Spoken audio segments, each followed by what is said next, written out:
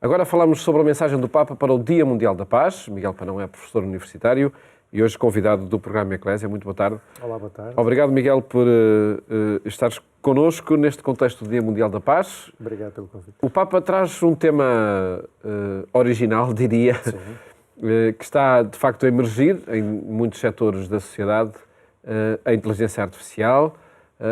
Que relação existe entre a inteligência artificial e a paz ou a inteligência artificial e a guerra?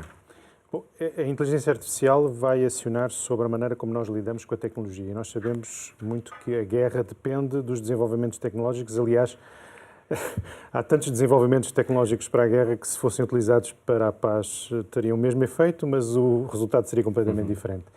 E por isso as duas coisas estão muito relacionadas. A inteligência artificial pode potenciar os conflitos armados? É assim, é como um martelo, não é? Eu posso pegar um prego e construir uma casa, posso pegar no martelo e bater na cabeça da pessoa e matá-la. Portanto, qualquer ferramenta pode ser usada para o bem e pode ser usada para o mal. Mas isso faz-me lembrar uma história, Paulo, muito interessante, que conheci de um documentário de um oficial russo em 1983. Portanto, é Stanislav Petrov. Poucas pessoas conhecem a sua história, mas ele, na altura, era o comandante de um dos bunkers que coordenava satélites que sobrevoavam e faziam espionagem aos Estados Unidos. E, entretanto, a um dado momento, surge um míssil americano que foi lançado contra a Rússia. Mas não foi um, depois foi outro. Então, aqueles 15 segundos foi de autêntico pânico. Então, toda a gente se vira para o oficial, que era o Petrov. E ele tem que decidir. E ele faz um compasso de espera e diz: não façam nada. Isto é capaz de ser do sistema. E era uma falha do sistema. Ou seja, a inteligência artificial é um sistema. Se nós entregarmos as decisões para a inteligência artificial, estamos a entregar ao sistema. E se ele falha? O sistema não espera. Não é? E a resposta seria exatamente a tua. A interioridade humana, o elemento humano, é fundamental para construir a paz. O Papa afirma na mensagem para este Dia Mundial da Paz que os algoritmos não podem determinar a forma como entendemos os direitos humanos. É isso que está em causa. Ele até fala da algoética. Sim, exatamente, sim. Sim, porque os algoritmos são construtos que nós fazemos para realizar determinadas instruções. Ponto final. E os algoritmos, uma das coisas que se percebeu nestes modelos de linguagem larga, ou Large Language Models, é que a maneira como nós inferimos as nossas coisas, o que escrevemos, aquilo que falamos, o que decidimos, é uma distribuição ensino, que nós chamamos uma gaussiana. E por isso os algoritmos funcionam assim. Ou seja, onde é que a maioria está a ver, a pensar, a dizer? E vai buscar a próxima palavra, a próxima imagem, e é assim que funciona. O que significa que os algoritmos conseguem afetar o comportamento humano. Quando a inteligência artificial, que é baseada nesses algoritmos, começa também a atuar nos algoritmos, pode haver pessoas que a possam usar para influenciar mais uma vez o comportamento das pessoas. E o Papa alerta para isso. E daí a algoética.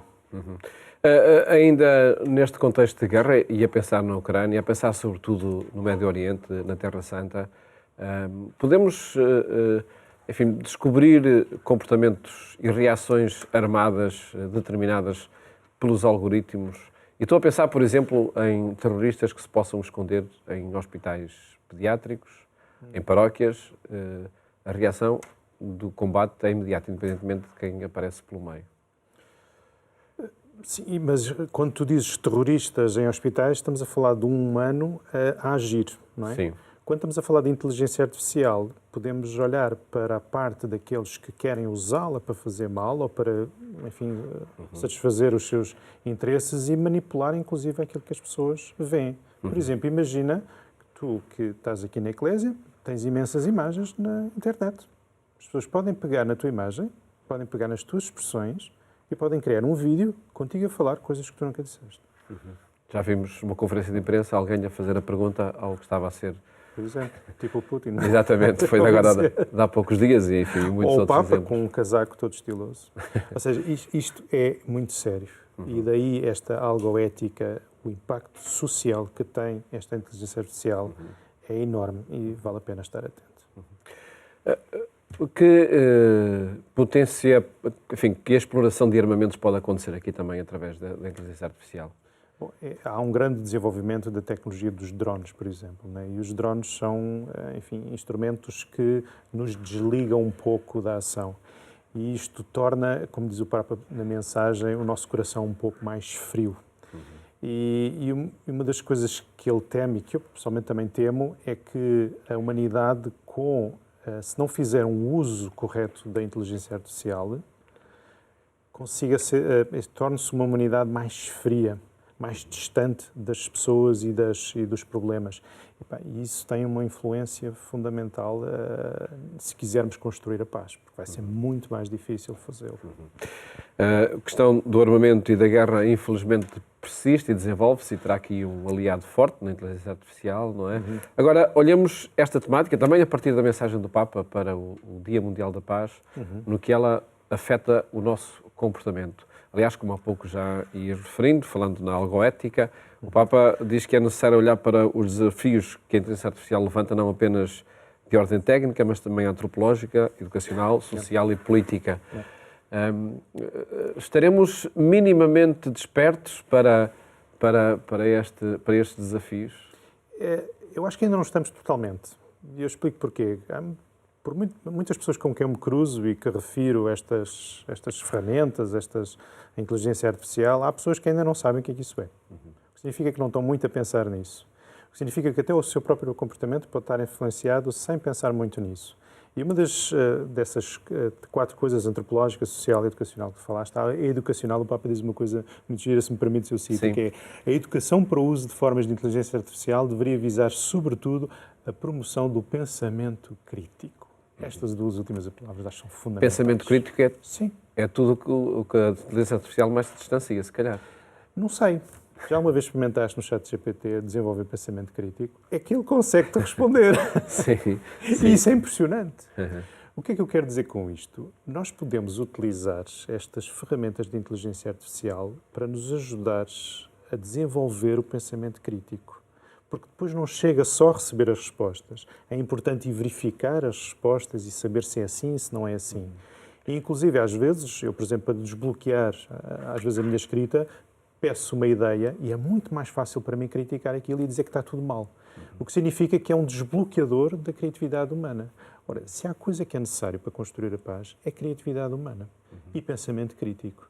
Ou seja, desafiar o status quo e perceber, é mesmo assim? E, portanto, aquilo que me parece que a inteligência artificial pode ajudar é o ser humano a desenvolver esse pensamento crítico. Não pode ser a inteligência artificial também um fator para tornar cada vez mais frágil, mais fraco? Pode.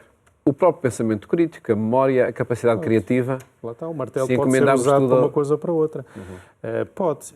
Inclusive, há algumas coisas que se podem estar a fazer com a inteligência artificial que a mim me fazem alguma impressão. Por exemplo, se eu colocar imensos textos, imagens, até voz de uma pessoa na inteligência artificial, ela é capaz de me recriar essa pessoa. Mas essa pessoa, se calhar, já morreu.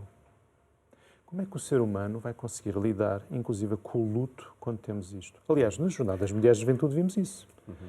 Numa sala, numa das iniciativas um pouco antes das jornadas, dedicada ao ambiente, colocaram-me a falar com Jesus. Mas eu estava a falar com Jesus? Não. Portanto, isto levanta muitas questões e acho que é importante nós percebermos bem aquilo a que damos valores antes de abraçarmos cegamente estas novas tecnologias.